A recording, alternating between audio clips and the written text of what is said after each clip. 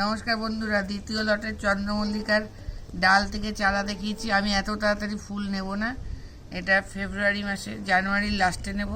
তাই এই কড়ি এসছে, আমি এখন কড়ি রাখবো না, কড়িগুলোকে এরকম কেটে দিচ্ছি। দিয়ে আমি গাছটা আরেকটু ঝোপালো করব। আমি এত তাড়াতাড়ি এই গাছের ফুল নেব না। আজকে আমি এটাতে যে গছগুলো বেরিয়েছে আমি একটু 10-26 ডিএপির দানা দেব গাছটা আর একটু গ্রোথ হওয়ার জন্য। আর তার সাথে একটু নিম খোল দেব যাতে গাছে পিঁপড়ে বা পোকা না আসে। সামান্য একটু নীল খোল দেব, সামান্য একটুখানি আমি সুপার ফসফেট একটু দিয়ে দিচ্ছি সামান্য। দিয়ে উপর থেকে আমি একটুখানি ভার্মি কম্পোস্ট দিয়ে দিলাম।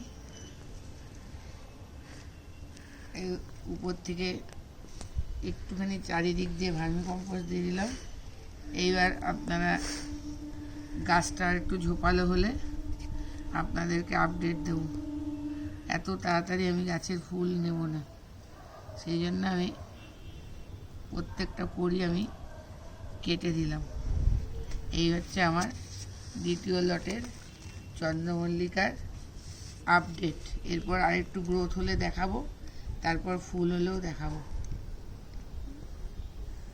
রেখে দে।